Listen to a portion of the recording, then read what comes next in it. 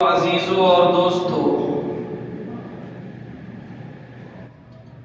کئی جمعے سے ہم لوگ نماز کے عنوان پر کچھ باتیں سن رہے ہیں۔ نماز کا موضوع آپ جانتے ہیں انتہائی عظیم الشان موضوع ہے، اور اس موضوع کا تقاضا بھی یہی ہے کہ اس پر تفصیل سے ہم بات سنیں، غور کریں اور عملی اعتبار سے ہم سے جو مطالبات ہیں ان کو ہم پورا کرنے کی کوشش کریں۔ میرے بزرگوں، نماز کے موضوع کو بیان کرتے ہوئے میں اس بات کی طرف بھی آپ حضرات کی توجہ مبذول کراتا رہا ہوں کہ ہمیں اللہ کی طرف سے ملنے والے احکامات اور مطالبات کے سلسلے میں اس مسئلے پر بھی غور کرنا چاہیے کہ اللہ کی ذات کیسی اعلی صفات سے متصف ہے۔ ایسی اعلی ذات ہم لوگوں سے اگر کوئی مطالبہ کرے، ہمیں کوئی حکم دے،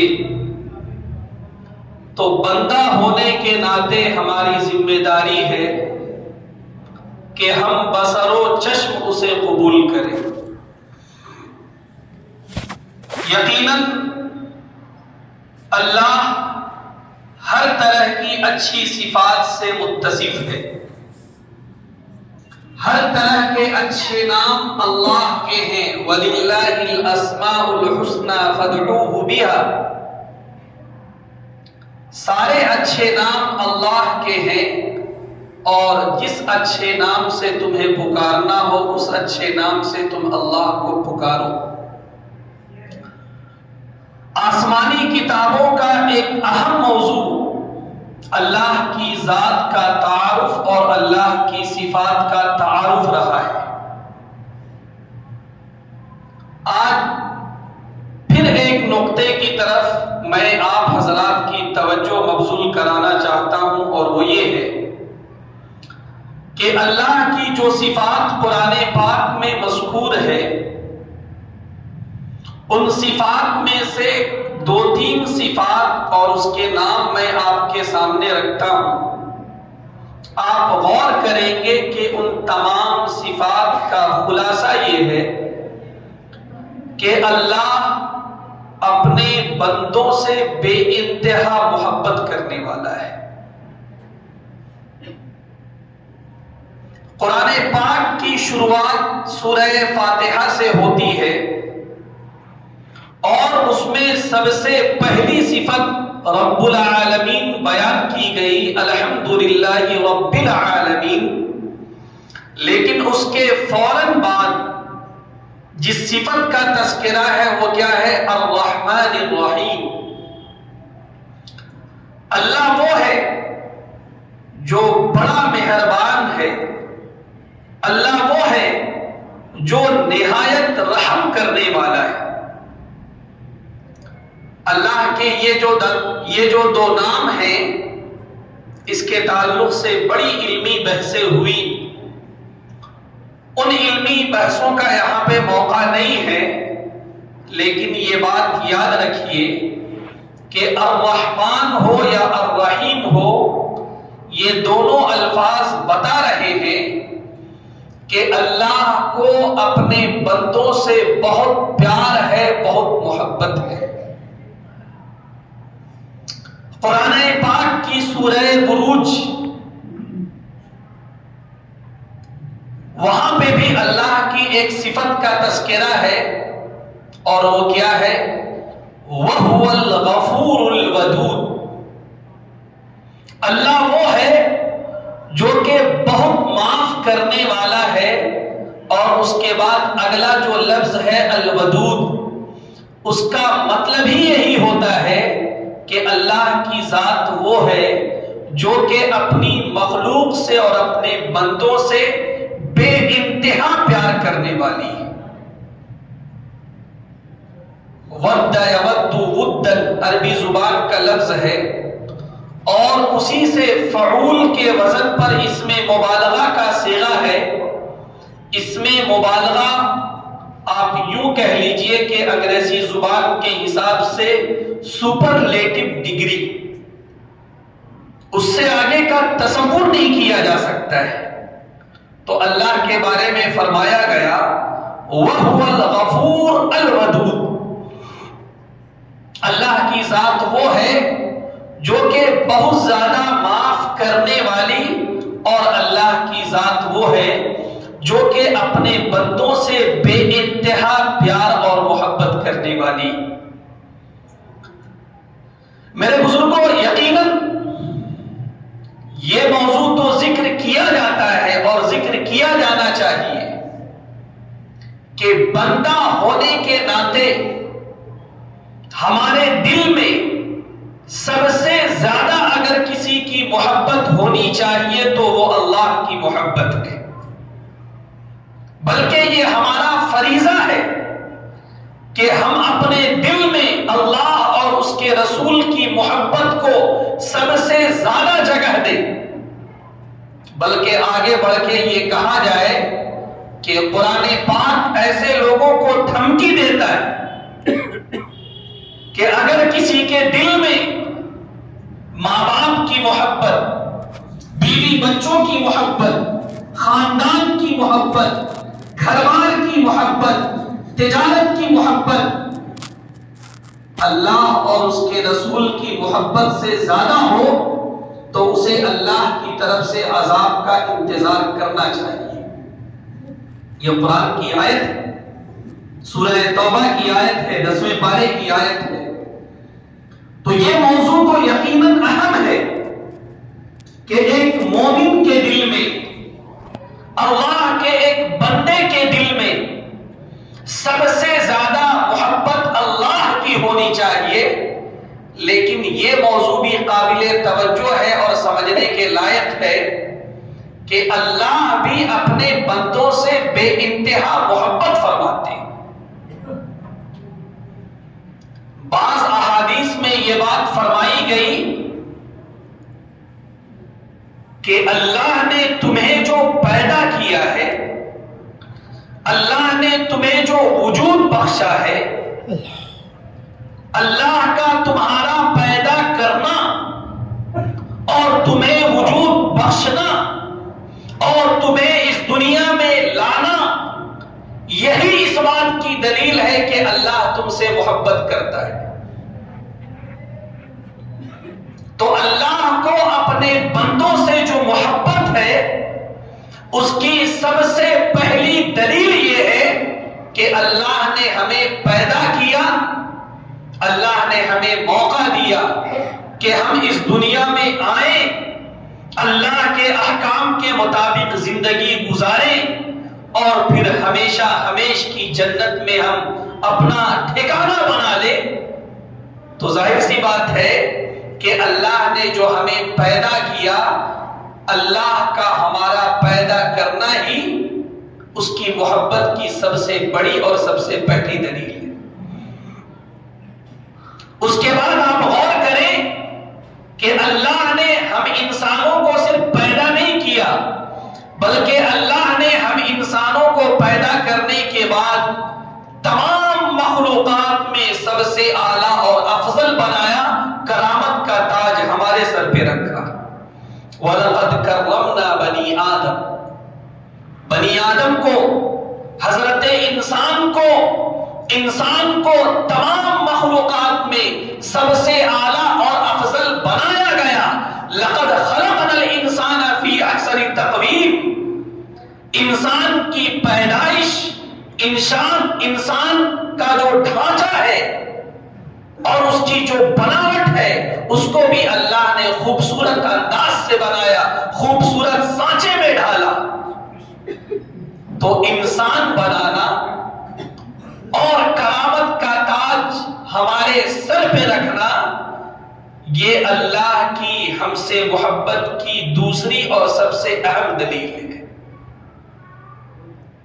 اس کے بعد تھوڑا سا اور آگے بڑھیں، آپ دیکھیں یہ جو آسمان کی چھت ہے، یہ جو زمین کی فرش ہے، یہ جو پانی کا نظام ہے، یہ جو بادلوں کا سسٹم ہے، یہ جو سمندر ہے، یہ جو ندی نالے ہیں، یہ جو شجر و حجر ہے، یہ جو جنگلات ہیں، یہ جو پیڑ پودے ہیں، یہ جو غلے ہیں، یہ جو ہر طرح کے میوے اور پھل ہیں، یہ جو زمین ہے جو کہ ہر وقت، ہر آن اور ہر لمحے اللہ کے خزانے کو اپنے پیٹ سے باہر نکالتی ہے، کبھی سونے کی شکل میں، کبھی چاندی کی شکل میں، کبھی لوہے کی شکل میں، کبھی الومنیم کی شکل میں، کبھی پیتل کی شکل میں، کبھی ابرک کی شکل میں، اور نامعلوم کن کن اشکال میں یہ جو تمام انتظامات کیے گئے ہیں، کس کے لیے؟ کائنات کے اس تمام نقشے کو سجانا اور اس کائنات میں انسان کی ادنا سے لے کے اعلیٰ تمام ضروریات کی چیزوں کو رکھ دینا، یہ خود اپنے آپ میں اس بات کی دلیل ہے کہ اللہ کو اپنے بندوں سے اور انسانوں سے بے انتہا محبت ہے۔ یہ موضوع بھی غور کرنے کے قابل ہے کہ اللہ ہم سے کتنی محبت فرما رہے ہیں۔ جی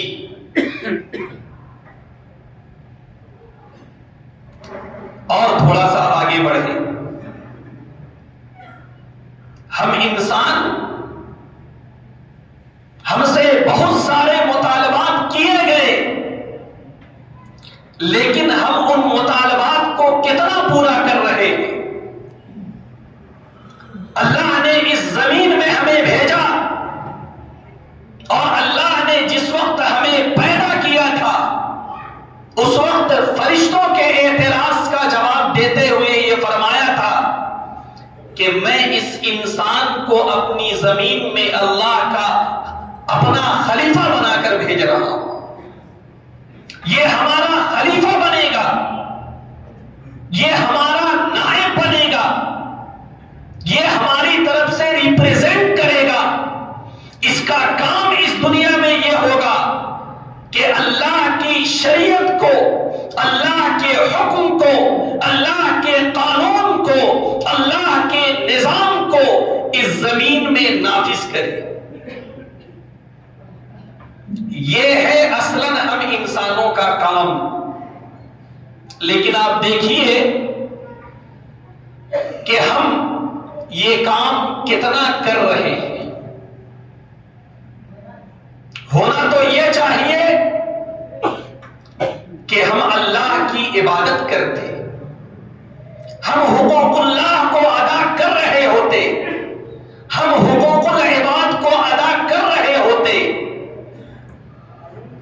اسلام نے جو مالی نظام ہمیں دیا ہے اس نظام کو اس دنیا میں نافذ کرنے کی کوشش کر رہے ہوتے۔ اسلام نے جو سماجی نظام ہمیں دیا ہے، اسلام نے جو سیاسی نظام ہمیں دیا ہے، اسلام نے جو مکمل طرز زندگی ہمیں دیا ہے، اس کو اس دنیا میں نافذ کرنے کی ہم کوشش کر رہے ہوتے، لیکن یہ نہ ہو کر ہو یہ رہا ہے۔ سچی بات یہ ہے کہ انسانوں کی ایک بڑی تعداد وہ ہے جو اللہ کو مانتی ہی نہیں۔ اور ایک رپورٹ میں آپ کے سامنے عرض کروں جو بہت فکر کی بات ہے آج کے زمانے کے اعتبار سے، لوگوں نے انالائسس کیا ہے اور اس کے بعد یہ بتایا ہے کہ آج کے زمانے میں مذہب کے نہ ماننے والوں کی تعداد بڑی تیزی سے بڑھتی جا رہی ہے۔ جی، اور اس کا یہ مطلب نہ سمجھیں آپ کہ اسلام کو نہ ماننے والے، بلکہ یہ جو تعداد ہے، یہ جو گروپ ہے، یہ جو گروہ ہے، یہ ان لوگوں کا ہے جن کا ماننا یہ ہے کہ مذہب وذہب کوئی چیز نہیں ہے، یہ خواہ کی چیزیں ہیں، یہ خواہ کی پابندیاں ہیں، ہم خود بخود اس دنیا میں پیدا ہو گئے، کھانا ہے، پینا ہے، عیش موج کرنا ہے اور اس دنیا سے چلے جانا ہے۔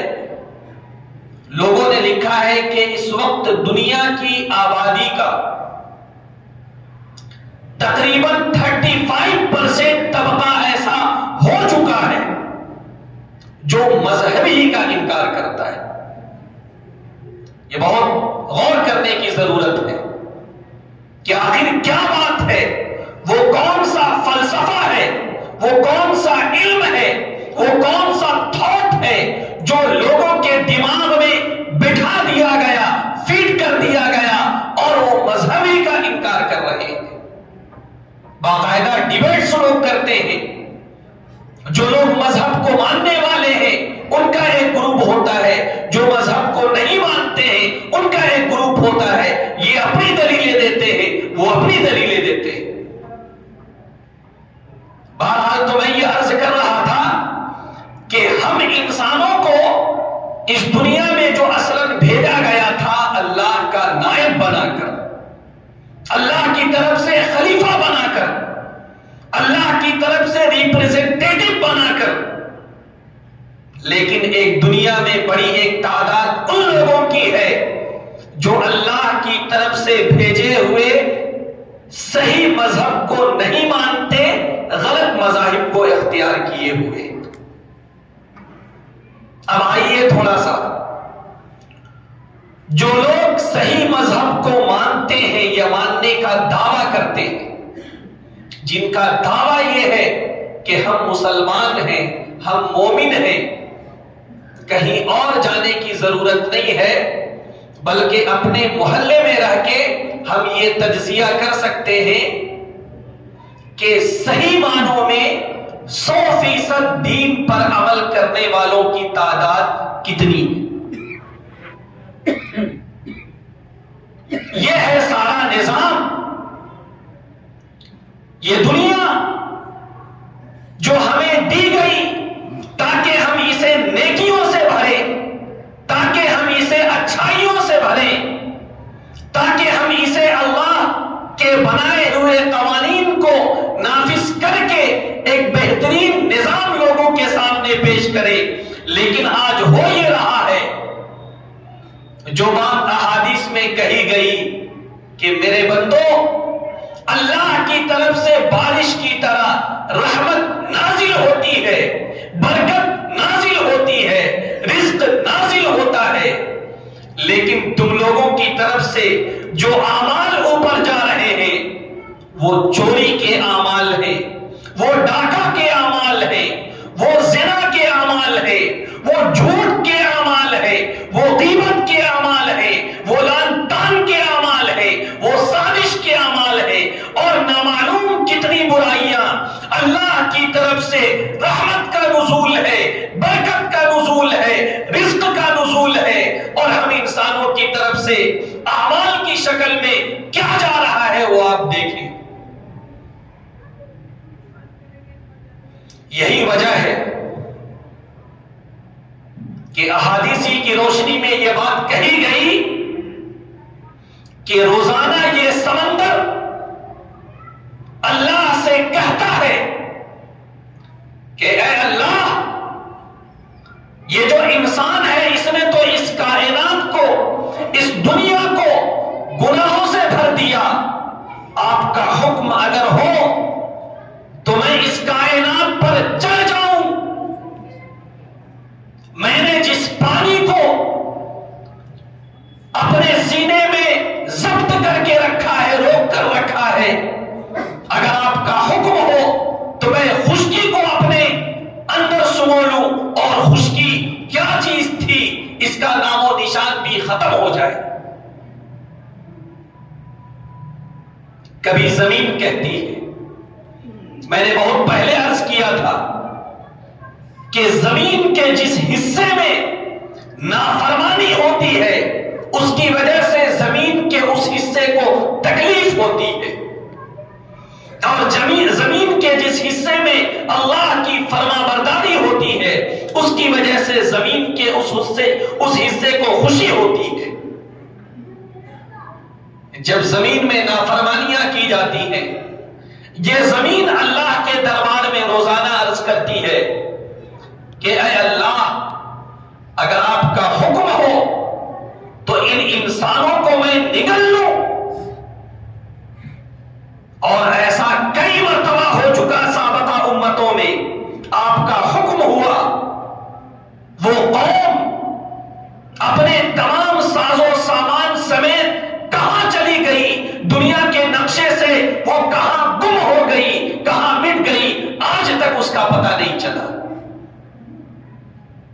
فرشتے کہتے ہیں اللہ، اگر آپ کا حکم ہو تو یہ جو نافرمانیاں لوگ کر رہے ہیں، یہ جو نافرمانیاں ہو رہی ہیں، آپ کا حکم ہو ہم جائیں اور عذاب کی شکل ان میں مسلط کر کے ان تمام انسانوں کو ختم کر دیں جو کہ آپ کی زمین میں آپ کی نعمتوں سے فائدہ اٹھاتے ہیں اور اس کے باوجود آپ کی نافرمانی کرتے ہیں۔ ایسے لوگوں سے اس زمین کو پاک کر دے۔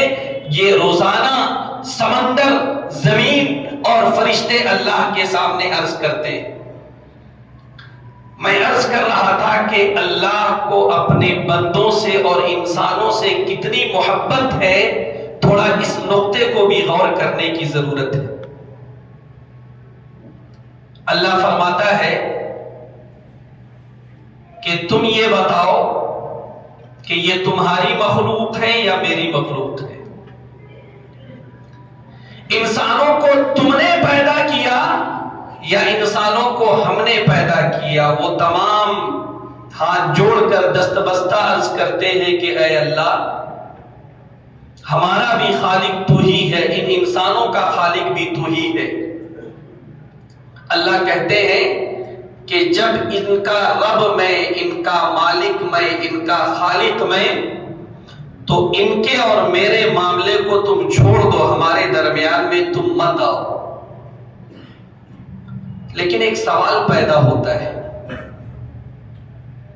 کہ آخر کیا بات ہے؟ اس دنیا میں اللہ کی نافرمانیاں ہو رہی ہیں، اس دنیا میں ایک انسان بچپن میں گناہوں میں مبتلا ہے، جوانی بھی اسی انداز سے گزر گئی، ابھی وہ ادھیڑ عمر کے مرحلے میں ہے، ابھی تک اس کو توبہ کی توفیق نہیں ہوئی۔ کیا بات ہے؟ کیوں اللہ کی طرف سے فیصلے نہیں ہوتے؟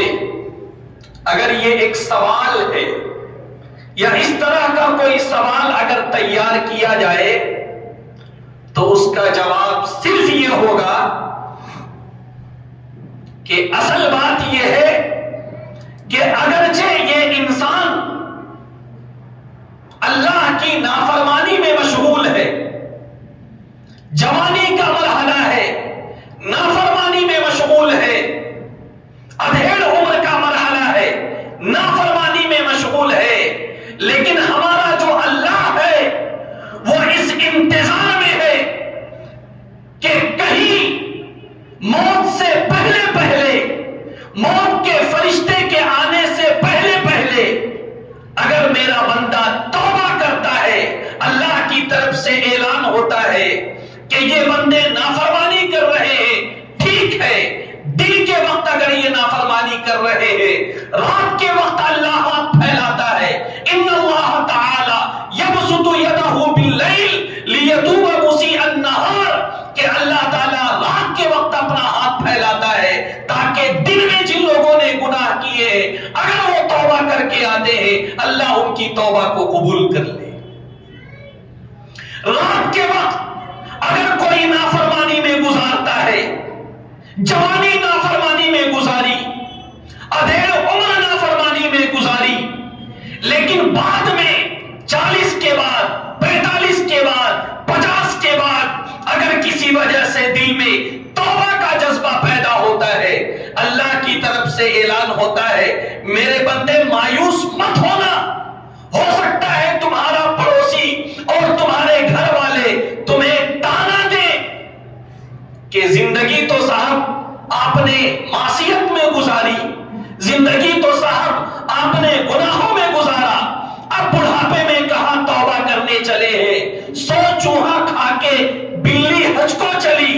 یہ ایک مقولہ تو ہو سکتا ہے لیکن اس کی کوئی حقیقت نہیں ہے۔ دینی اعتبار سے اللہ کے یہاں تو یہ ہے کہ اگر کوئی مرنے سے ایک لمحے پہلے بھی اپنے تمام گناہوں سے توبہ کر لے، اللہ بغیر کوئی پرواہ کیے ان تمام گناہوں کو معاف فرما دیتا ہے۔ اور کیسا محبت کرنے والا خدا چاہیے، ایسا محبت کرنے والا خدا۔ اللہ نے مثال دی، مثال سے سمجھایا کہ ایک بندہ جب نافرمانیوں میں اپنی زندگی گزارتا ہے لیکن کہیں سے اس کو ہدایت مل جاتی ہے، راہ راست پر اگر وہ آ جاتا ہے تو تمہیں پتا ہے کہ اس کے راہ راست پر آنے کی وجہ سے، اس کے سیدھے راستے پر آنے کی وجہ سے اللہ کتنا خوش ہوتا ہے تمہیں پتا ہے؟ اللہ نے مثال دی، کہا کہ یہ مان کے چلو کہ کوئی صحرا کے سفر میں ہے، ایک سواری اس کے ساتھ ہے، کھانے پینے کا جو سامان ہے وہ اس سواری میں بندھا ہوا ہے، وہ صحرا کا سفر کر رہا ہے، سفر کرتے ہوئے تھک جاتا ہے، ایک جگہ کہیں پر پیڑ کے نیچے وہ اپنی سواری کو باندھتا ہے اور اپنی کمر سیدھی کرتا ہے۔ سفر کی تھکن ہے، نیند آ جاتی ہے، نیند سے جب وہ بیدار ہوتا ہے تو دیکھتا یہ ہے کہ نہ تو اس کی سواری ہے اور نہ اس کا کھانا پینا ہے۔ وہ پریشان ہو جاتا ہے کہ اب آگے کا سفر کیسے طے ہوگا، میں زندہ کیسے رہوں گا، کھانا پانی سب اسی میں تھا۔ وہ تلاش کرتا ہے، کبھی ادھر جاتا ہے، کبھی ادھر جاتا ہے، کبھی ادھر جاتا ہے، کبھی ادھر جاتا ہے، تھک ہار کر پھر سے وہ اس درخت کے نیچے آ کر لیٹ جاتا ہے اور اس نیت سے لیٹتا ہے کہ اب تو مرنا ہی مرنا ہے، اب جینے کا اور زندگی کا کوئی راستہ نہیں۔ پھر سے تھکا ہارا ہوتا ہے، نیند آ جاتی ہے، لیکن جب اس کی آنکھ کھلتی ہے تو وہ سامنے دیکھتا ہے کہ اس کا گھوڑا ماں ساز و سامان کے صحیح سلامت اس کے سامنے کھڑا ہے۔ اللہ فرماتا ہے کہ بتاؤ اس گھوڑے اور سامان کے ملتے وقت اس آدمی کو کیسی خوشی ہوگی۔ ایک بندہ جب معصیت سے، گناہوں سے، نافرمانی سے توبہ کر کے اللہ کے دربار میں حاضر ہوتا ہے، اس آدمی سے زیادہ اللہ سبحانہ ہوا تعالیٰ اپنے اس بندے سے خوش ہوتے ہیں۔ میرے بزرگوں، قرآن و حدیث میں یہ صفات اللہ کی بیان کی گئی۔ اللہ کو اپنے بندوں سے جو تعلق ہے اور جو محبت ہے اس کو اس انداز سے بیان کیا گیا، بلکہ ایک جملہ میں آپ کو حدیث پاک کا سناؤں، کیا پیارا جملہ ہے۔ حدیث قدسی میں یعنی اللہ کے الفاظ نبی کی زبان سے جو ادا ہوتے ہیں اسے حدیث قدسی کہا جاتا ہے۔ جی، اس حدیث قدسی میں اللہ نے فرمایا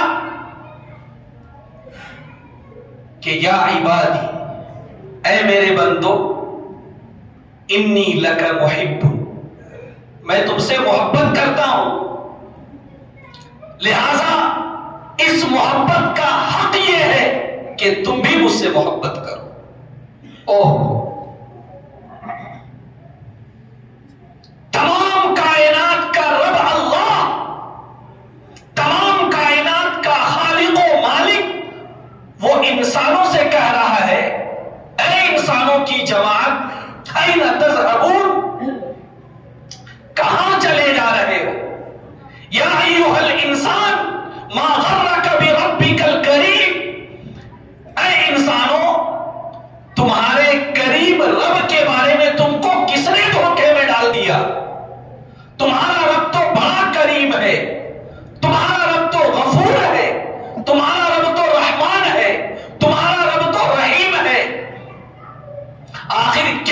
ہے کہ اپنے رب کے سلسلے میں تم دھوکے میں پڑے ہوئے ہو.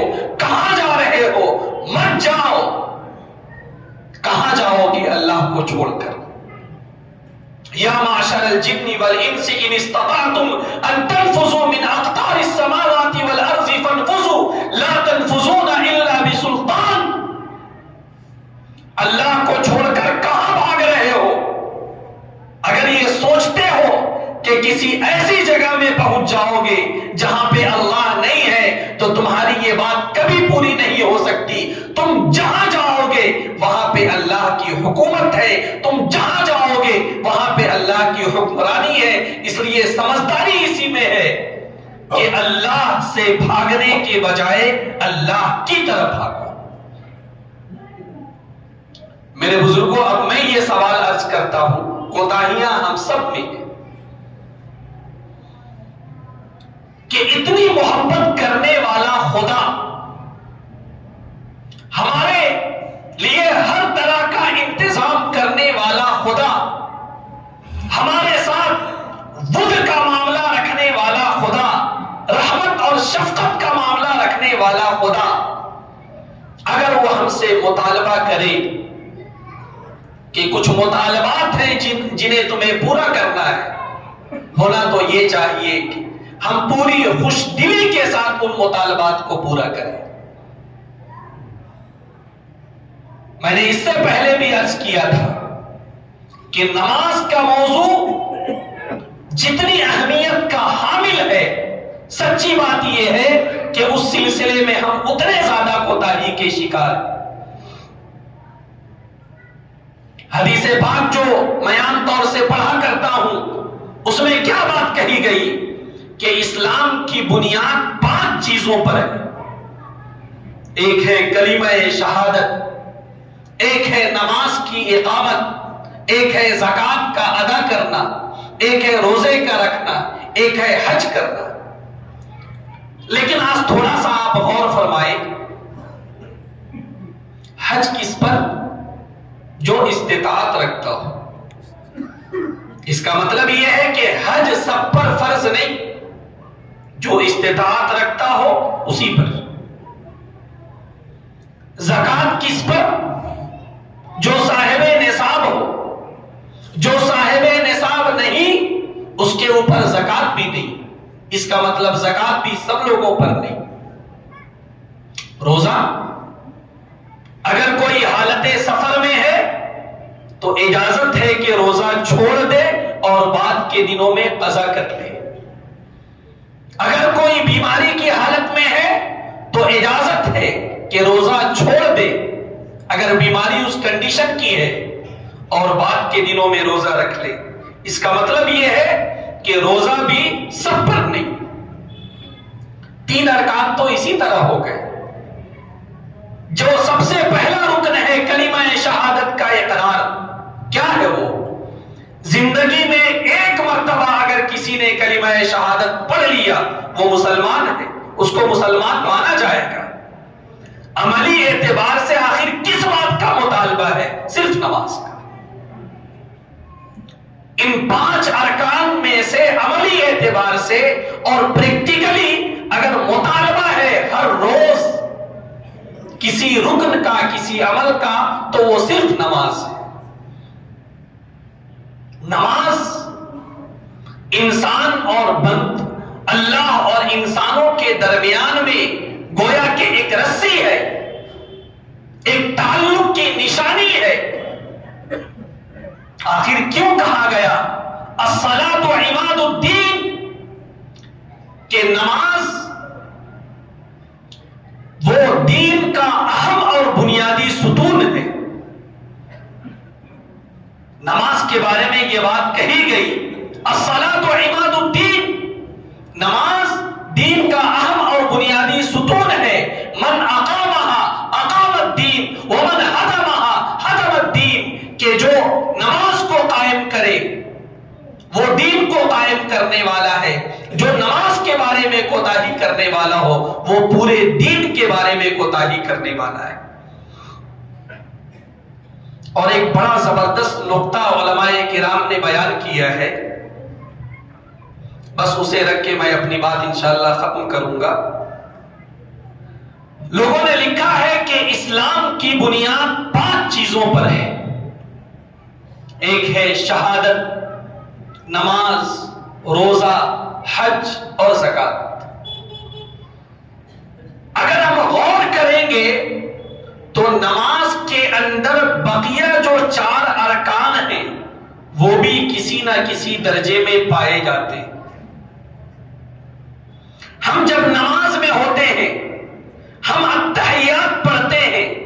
التحیات کا آخری حصہ کیا ہے؟ اشہد ان لا الہ الا اللہ و اشہد ان محمدا عبدہ و رسولہ۔ گویا کہ اسلام کا جو سب سے پہلا رکن ہے کلمہ شہادت کا اقرار، وہ نماز کے اندر موجود ہے۔ اگر کوئی حج کرنے جاتا ہے وہ کیا کرتا ہے؟ وہ کعبۃ اللہ کا طواف کرتا ہے، کعبۃ اللہ کے سامنے نماز پڑھتا ہے، مقام ابراہیم کے سامنے نماز پڑھتا ہے، کعبۃ اللہ سے لگ کر جو صفا مروہ کی پہاڑیاں ہیں اس کے درمیان میں سعی کرتا ہے۔ گویا کہ کعبۃ اللہ کے گرد اس کے اعمال گردش کرتے رہتے ہیں۔ نماز میں بھی حکم دیا گیا کعبۃ اللہ کی طرف رخ کرو اور یہ تصور کرو کہ کعبہ میرے سامنے۔ گویا کہ حج کے اعمال کا ایک روح وہ نماز کے اندر موجود ہے۔ روزہ کس چیز کو کہتے ہیں؟ روزہ کہتے ہیں صبح سے لے کے شام تک کھانے پینے اور ہر طرح کی جنسی ضروریات سے اپنے آپ کو محفوظ رکھنا۔ کیا ہے؟ جب انسان اللہ اکبر کہتا ہے، اللہ اکبر کہنے کے بعد نہ وہ کھا سکتا ہے، نہ وہ پی سکتا ہے، نہ اور کوئی دنیا کا کام کر سکتا ہے۔ گویا کہ روزے کی جو روح ہے وہ بھی کسی نہ کسی اعتبار سے نماز میں پائی جا رہی ہے۔ اب آپ سوال کریں گے کہ مولانا زکوٰۃ کا پھر مسئلہ بتائیے۔ زکوٰۃ تو نام ہے اپنے مال کا ایک حصہ اللہ کے راستے میں خرچ کرنے کا، وہ زکوٰۃ کی روح نماز میں کیسے پائی جاتی ہے؟ تو اس کا جواب میں کیا دوں گا، علماء کرام نے دیا ہے کہ انسان جو مال کماتا ہے وہ کوئی کام کرتا ہے تب وہ مال کماتا ہے، اور کام جو انسان کرتا ہے وہ کب کرتا ہے؟ اپنے وقت کو استعمال کرتا ہے تب وہ کام کرتا ہے۔ تو گویا کہ اپنے وقت کا استعمال جب وہ کرتا ہے تو کام کرتا ہے، جب وہ کام کرتا ہے تو پیسہ کماتا ہے، جب پیسہ کماتا ہے تو زکوٰۃ ادا کرتا ہے۔ نماز کی ادائیگی کے لیے جب انسان نے اپنے وقت کو فارغ کیا تو وہ انڈائریکٹلی گویا کہ اپنے مال کو بھی نماز کی ادائیگی کے لیے خرچ کر رہا ہے۔ تو زکوٰۃ کی بھی روح کسی نہ کسی انداز سے نماز کے اندر پائی جاتی ہے۔ اور بھی بہت ساری باتیں علماء کرام نے کی ہیں۔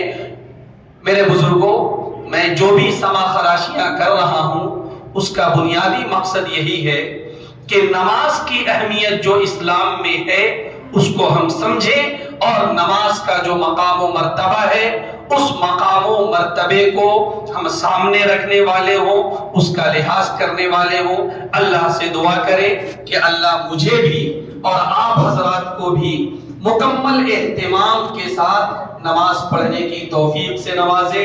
آمین۔ وآخر دعوانا الحمدللہ رب العالمین۔